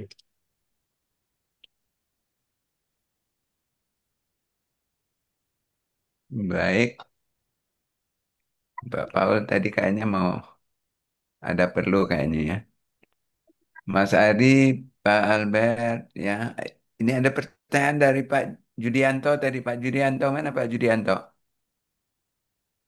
Pak Judi, Ya, Pak. ah, silakan, Assalamualaikum. silakan. Ya, Pak. Pak Judi tadi mau Ya, nanya, silakan Pak. kalau boleh, tadi kalau Pak Ari udah nanya, udah saya cukup jelas, Pak. Terima kasih, Pak Ari. Nah, ini tambahan untuk Pak Albert nih. Kalau boleh, ini terkait. Jadi kalau aktivitas Volu ya, Pak ya, yang menjadi sekarang nilainya paling tinggi ya. Apa saya kalau salah nggak tangkap? Dan berarti tindakannya bikin perkebunan tanaman energi. Apakah itu jadi pilihan gitu karena kami menghadapi beberapa pilihan dan mereka berharap adanya Kau mau dari mau beli pasar karbon ini tapi yang apa? Oh, lipat. nilainya lebih Oh, besar bahkan mereka hah? berpikir apa luar Nggak negeri ada aja udah gitu ya. untuk minum itu. Apakah tadi angkanya dari IDX karbon atau mungkin pasar luar negeri Pak Albert ya. Jadi pertanyaan ke Pak Albert demikian Bang Surya terima kasih banyak kesempatannya Bang. Ya, mudah-mudahan sehat. Iya, Amin, amin ya Sila- Robil Alamin. Salam Bang Amin. semua. Ya, silakan Pak Albert. iya baik Pak Julianto, makasih pertanyaannya. Tadi yang saya share itu mungkin bukan dari ADX Carbon, itu dari data dari World Bank, jadi itu mengacu ke pasar internasional. Nah, pertanyaan Bapak tadi sektor volu ya. Apakah kita jadi bikin perkebunan yang menghasilkan produk atau tanaman yang bisa support untuk pembangkitan energi? Nah, kita kalau bilang carbon credit, ini kan kita harus lihatnya bisnis as usual-nya apa. Nah, ada nggak nilai tambah yang bisa kita aplikasikan untuk carbon credit? Contoh, kalau misalnya kita ngomong perkebunan, perkebunan untuk energi, eh, ada nggak metodologi yang sesuai dengan aktivitas proyek kita? Kalau misalnya memang tujuannya kita membuat perkebunan, tujuan utamanya untuk memang supply terhadap terhadap pembangkit, itu kan ibaratnya ya bisnis as usual-nya memang sudah seperti itu. Jadi tidak ada nilai tambah yang mungkin bisa dijadikan carbon credit, dan belum tentu juga ada bisa dihitung masuk dalam perhitungan perhitungan penurunan emisinya. Nah, kalau bisa ngomong perkebunan biasanya eh, konservasi, reforestasi, ataupun konservasi lahan gambut itu yang lebih banyak di di klaim untuk carbon creditnya. Jadi jenis proyeknya itu sendiri harus dilihat. Kalau misalnya kita ngomongin memang perkebunan untuk mensuplai menjadi fuel, itu harus dilihat lagi apakah ini ada nggak metodologi yang sesuai yang bisa bisa support. Tapi memang kebanyakan sih kalau dari sektor hulu itu balik yang tadi saya bilang, dari sektor reforestasi, aforestasi, konservasi lahan, itu yang model-model seperti itu yang lebih banyak dilakukan. Seperti itu, Pak. Terima kasih Pak Albert. Cukup jelas. Terima kasih Pak. Oke, masih ada pertanyaan lain.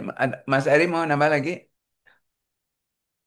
Sudah saya tadi, saya hanya menambahkan karena kebetulan di chat ada Pak Yosef Gunawan. Karena Oke, beliau kita bertanya di kita chat, jadi masuk saya aja. menjawabnya di chat juga. Tadi saya habis ketik. Oke. Makasih.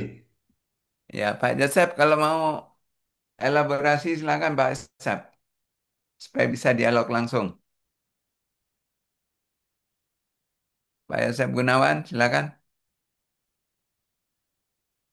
Mana tadi ya? Ya, tadi ada pertanyaan dari Pak Ari, apakah ada gambaran skala dan tipe proyek karbon yang menarik untuk dikembangkan di Indonesia ya? Ya, dijelaskan aja Mas Ari supaya yang lain juga barangkali ada yang mau tahu.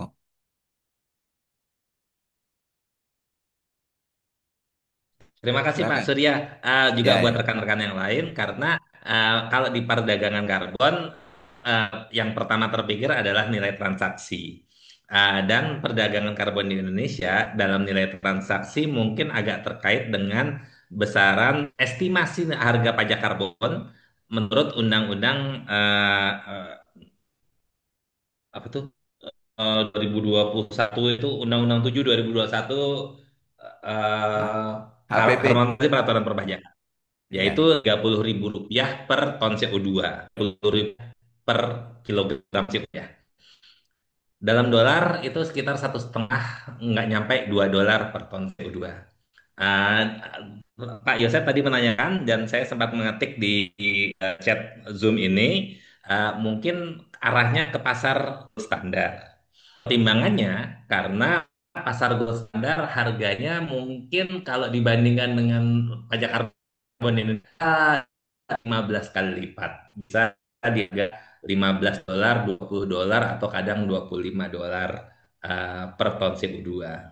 Kesimpulannya Pak, kalau jual 1.000 ton di pasar domestik dengan harga $1,5, itu kan dibandingkan menjual 100 ton di bandar, karena harganya 12 kali lipat, walaupun volume penjualannya hanya sepuluhnya, dapatnya mungkin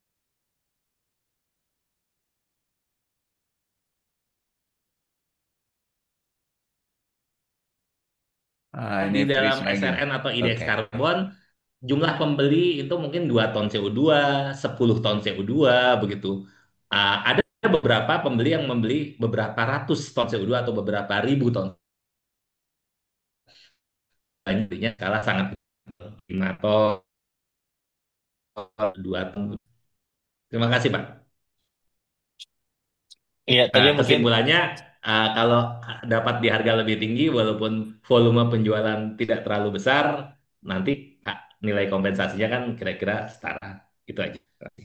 Iya, jadi mungkin saya tambahin sedikit balik lagi tadi yang saya jelaskan akses pasar. Kalau misalnya tadi yang Mas Ari bilang mungkin akses pasar ketika kita mendaftarkan project di Gold Standard atau Vera yang memang sudah diakui secara internasional, akses pasarnya mungkin lebih luas daripada di SRN yang mungkin pembelinya hanya di domestik dan yang tadi Mas Ari udah share juga kalau kita lihat di IDX Carbon di bursa karbon itu volume transaksinya mungkin berapa ton, berapa ratus ton. Mungkin ada beberapa yang berapa ribu, tapi itu skalanya sedikit. Sedangkan kalau kita lihat di luar, memang aktivitas pembelian itu lebih lebih besar.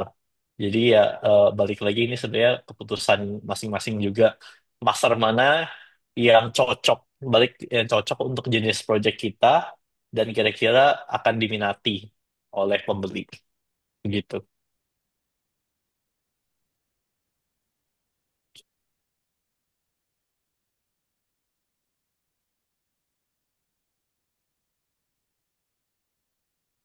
Pak Surya menambahkan sedikit supaya kita meluruskan pemahaman juga di sini. Oh ya, Bukan silakan, berarti kita silakan. tidak mendorong ke pasar SRN, karena itu pasar yang sudah ada di Indonesia. Namun demikian kita memahami bahwa memang SRN masih dalam tahap pengembangan. Jadi yang kita dorong adalah perbaikan dari SRN itu sendiri. Karena pasar di Indonesia menunggu SRN yang lebih berkualitas ya Pak Surya. Jadi di sini kita sama-sama bekerja dengan rekan-rekan di kementerian, di regulator, di IDX Carbon juga, supaya posisi SRN positioningnya saat ini kita akui masih belum terlalu baik, bukan berarti selamanya akan begini. Tahun depan harus bisa lebih baik gitu Pak Surya ya. Jadi Ya, ya, kita betul. tetap mendorong upaya memperbaiki struktur perdagangan karbon domestik di SRN antara lain moga-moga sekarang hanya masuk ke PLTU batubara untuk penetapan izin emisi. Kalau baru sedikit yang masuk ke pasar karbon, baru satu subsektor PLTU batubara saja, kebutuhan pasar belum terlalu tinggi. Nah, yang kita harapkan Kementerian Perindustrian juga memasukkan subsektor industri yang lahap energi, energi intensif begitu ya. Kalau industri besi baja, industri semen, industri pulp dan kertas yang direncanakan walaupun 2025 mungkin masih belum tapi 2026 mereka akan terkena batas atas emisi atau PTBA, Persetujuan Teknis Batas Atas Emisi. Nah, itu yang bisa mendorong kebutuhan di pasar domestik, harganya bisa lebih baik, volume transaksinya bisa lebih baik. Jadi moga-moga uh, jangan diperlambat, kalau bisa dipercepat gitu masuknya industri-industri lain ke dalam SRN atau ke dalam PTBAI, Persetujuan Teknis Batas Atas Emisi. Itu terjemahan bahasa Indonesia dari izin emisi, emission permit atau emission cap kalau yang di pasar Eropa ya. Terima kasih. Oke, baik. Kita masih ada waktu ya, sebetulnya sekitar 10 sampai 15 menit. Apa masih ada lagi yang bertanya? Saya lihat di kolom chat ini juga semuanya sudah habis. Eh, Kalau masih ada silakan loh, mumpung nih. Itu juga yang pertanyaan yang terakhir penjelasan Mas Ari yang barusan yang terakhir yang SRN itu juga banyak pertanyaan juga dari khalayak ya. Karena ada yang kan sekarang semua mengacu pada SRN yang berlaku. Tapi kenapa pertanyaannya kok juga tidak berjalan sebagaimana yang diharapkan gitu? Apa penyebab, apa hambatan, apa dan sebagainya yang terkait dengan SRN itu? Apakah SRN-nya tidak apa atraktif gitu ya? Atau apa? Mungkin itu yang penjelasan Mas Ari tadi ya yang sedang perbaharui, sedang di apa yang supaya lebih kualitatif, supaya lebih punya kualitas yang lebih baik dan sebagainya. Ya. Pak Surya, Oke, Bapak, ya, banyak teman-teman di Pertamina. Kita dengar sektor migas juga akan masuk kena batas atas emisi, Pak. Itu kapan? Tahun depan bisa masuk nggak, Pak? Nah, mestinya iya karena kan berlaku untuk semua, bukan hanya batu bara. Betul. Masalahnya sekarang cap and trade, capnya itu kan berapa? Itu kan bisa dimainkan itu kan. Capnya kan masih bisa naik turun kan. Kalau capnya di apa namanya dinaikkan, berarti trade-nya kan makin berkurang, Mas. Iya betul Pak. Cap-nya itu kalau semakin dekat dengan real emisi dari itu ya ya trade-nya akan sangat sedikit. Itu yang kejadian sekarang kan. Cap-nya itu I- sangat sangat dekat dengan real emisi yang dilakukan atau dikeluarkan di batu bara. Jadi makanya Betul. perdagangannya lebih sedikit. Oh ya, ini ada yang raise hand, Reni. Silakan, Mbak Reni. Terima kasih Bapak, mohon izin. Terima kasih atas waktunya. Assalamualaikum warahmatullahi wabarakatuh. Mohon izin bertanya Bapak terkait Ya, bagaimana silakan. pengembangan proyek emisi karbon ini. Mohon izin dari sudut pandang yang lain, misalnya apabila pemerintah ini sudah semua berbondong-bondong kepada proyek emisi karbon. Nah, bagaimana apabila ternyata pasar ini ternyata tidak sehat? Dalam arti kata, ternyata ini sudah dipantau. Oh, ini Indonesia sedang mengembangkan nih. Dia bakal banyak bahan nih. Nah, kemudian mereka melakukan satu upaya ya, kondisi sehingga supply demand-nya itu, oh barang barang nggak masalah Indonesia mengembangkan itu banyak nanti kita turunin aja harganya. Nah, maksudnya bagaimana kita di dalam ekonomi ini melihat sudut pandang yang lain gitu. Mohon izin Bapak, terima kasih. Ya, terima kasih Bu Reni. Iya Bapak. Eh, Supply demand memang itu kekuatan pasar ya Bu. Jadi pendapat saya pribadi itu tidak ditentukan oleh satu kekuatan di luar pasar. Ada memang Baik. regulator yang bisa mempengaruhi pasar. Kalau Ibu tadi menyampaikan harganya diturunkan saja begitu ya. Dengan Ya, kata lain, demand-nya diturunkan. Kalau demand diturunkan, harga turun. Begitu. Dan untuk menentukan demand itu yang tadi Pak Albert jelaskan, memang dipengaruhi oleh regulator. Kalau batas atas emisinya dibikin agak dekat dengan emisi aktual, maka begitu Bu.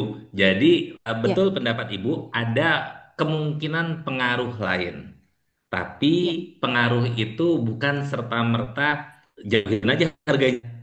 Bukan begitu, Bu. baik. Ada pertimbangan Tidak. lain, misalnya Ya, kalau untuk PLTU batubara, karena pembangkit listrik ya, itu disalurkan melalui PLN, dan PLN jualnya kepada rumah tangga yang juga ya, mengandung subsidi, ya. maka berpengaruh kepada beban subsidi nantinya. Antara Baik. lain begitu. Nah, tadi yang Ya, tadi saya tanyakan ke Pak Surya, untuk sektor migas berbeda dari listrikan, sehingga emission cap atau batas atas emisi itu bisa dibuat agak jauh, tidak ya, seperti PLTU yang batas emisinya agak dekat dengan untuk migas, moga-moga bisa ditetapkan agak jauh. ya, Masih juga untuk perdagangan emisi di sektor ketenaga listrikan itu diawali dari tahun 2018 oleh aplikasi yang bernama Aplegatrik atau aplikasi pemantauan listrik oleh Dirjen Ya, Ketenaga Listrikan. Makanya namanya Aplegatrik. Nah, ya. sekarang sudah ada lagi Aple Migas ditingkatkan. yang disusun di servernya. Aple adalah sebuah aplikasi untuk pendataan emisi dari pembangkit, itu Aplegatrik. Kalau pendataan emisi dari perusahaan nih, itu migas yang migas Kementerian SDM. Nah, karena Aple Migas sedang uji coba, kita harapkan segera selesai uji cobanya dan dia bisa launching masuk ke pasar. Seperti Aple Gatrik waktu itu, dia bisa masuk ke pasar karbon, perdagangan emisi bukan pasar karbon ya, perdagangan emisi melalui batas atas emisi (BTBI). Jadi Baik. Bu, memang sektoral analisnya masing-masing. Kalau Ya, sektor listrik, sebabnya analisnya karena subsidi yang harus diberikan dari pemerintah kepada di, di, di pasar. Semakin banyak Baik. dia membeli jumlah unit dari pasar, beban keuangan pembangkit semakin tinggi, maka beban subsidi juga makin tinggi. Nah, Oke. perusahaan minyak bukan pembangkit listrik, sehingga Baik. dia tidak terpengaruh, tidak memberi pengaruh kepada beban subsidi. Kita harapkan Baik. dan nanti kebutuhan terhadap jumlah penurunan emisi atau izin emisi, kami harapkan kalau saya bilang 10 kali lipat, moga-moga bikin demandnya. Moga-moga bisa 50. Karena Ya. sektor migas besar-besar, Bu. Terima kasih. Baik, baik. Terima kasih, Bapak. Terima kasih. Makasih Bu Reni. Sami-sami, Bapak. Terima kasih. Ya, Pak Ari, masih ada mungkin yang sebaiknya videonya dimatikan deh. Pak Paul udah masuk lagi?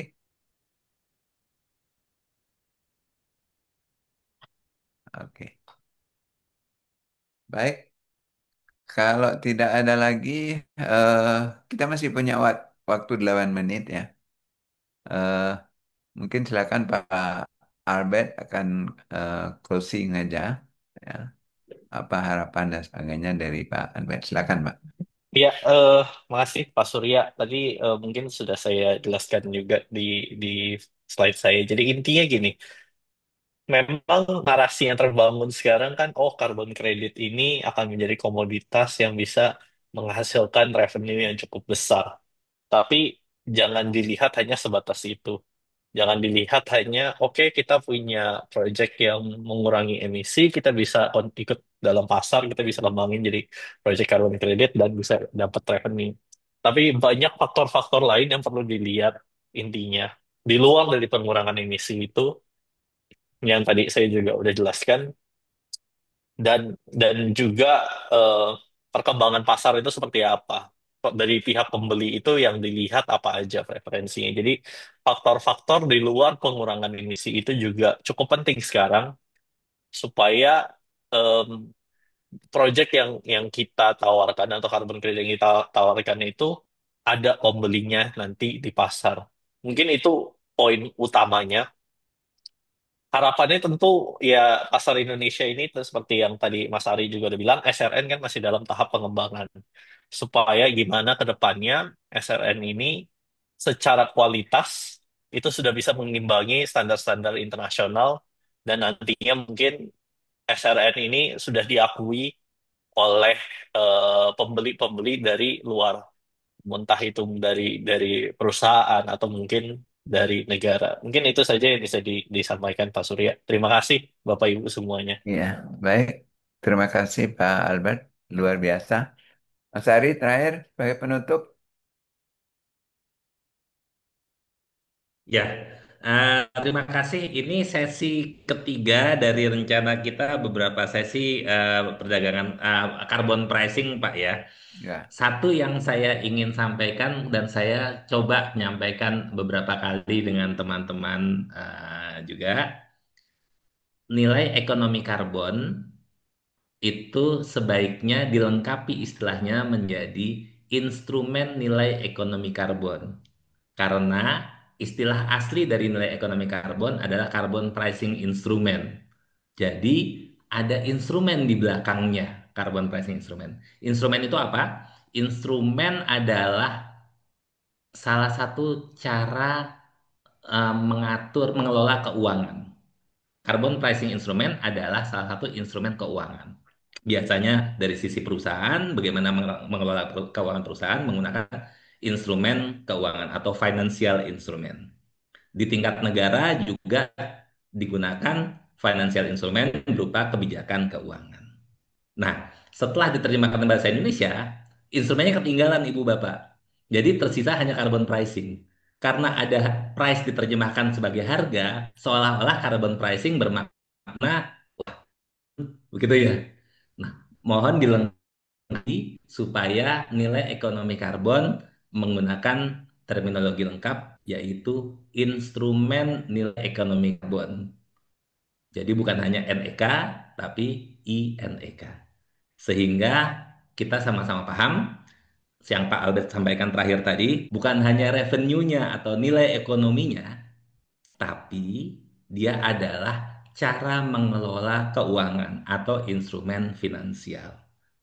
Instrumen nilai ekonomi karbon, kalau kita sudah banyak yang menggunakan di Indonesia, perusahaan-perusahaan Indonesia maupun juga pemerintah di Indonesia, maka sudah menjadi terbiasa. Mungkin sekarang belum terbiasa. Itu instrumen keuangan, bukan revenue-nya, bukan hanya nilai ekonominya saja, tapi itu instrumen nilai ekonomi karbon. Terjemahan lengkap dari Carbon Pricing Instrument. Terima kasih. Baik, terima kasih Mas Ari. Termasuk usulan yang terakhir, saya kira ini menjadi tugas dan kewajiban kita. Pikiran-pikiran ini tentu mungkin harus kita formulasikan ya dengan baik. Nanti pada waktunya setelah semua sesi ini kita selenggarakan, sambil menunggu pengembangan dari SRN ya untuk proyek karbon ini. Saya sepakat sekali, kita nanti mungkin dari KRES harus juga menyampaikan pandangannya kepada pemerintah ya dalam rangka advokasi, khususnya eh, dalam penamaan ya instrumen nilai ekonomi karbon ya. Jadi ada perubahan penamaan terhadap PP Perpres ya Perpres 98 tahun 2021. Baik, sekali lagi terima kasih juga kepada para peserta yang sudah setia hadir sampai akhir acara, eh, jam 4 kurang sedikit ya. Dan mudah-mudahan ini ada manfaatnya dan sampai ketemu pada dialog berikutnya, webinar tanggal berapa Mas Ari? Tanggal Tanggal 8 Agustus. saya lupa tanggalnya sudah disepakati sih Tanggal sebenarnya. 12 Agustus atau 12 tanggal Agustus ya. 8 Dua minggu oh, Agustus. dari 12 sekarang. Agustus. 2 minggu dari sekarang kira-kira. Ya. Eh, tanggal 8 mungkin. Kayaknya tanggal 8. Baik, sekali lagi terima kasih ke Pak Albert ya, Mas Ari eh, yang sudah ikut sharing. Mudah-mudahan ini menjadi amal ibadah nih ya, mendapatkan keberkahan. Kita akhiri dan kita tutup. Assalamualaikum warahmatullahi wabarakatuh. Terima kasih keras Bang Surya Narsum. Terima Oh kasih ya, Bapak-Bapak. ya, Terima kasih, Pak. makasih. Terima kasih, Ibu.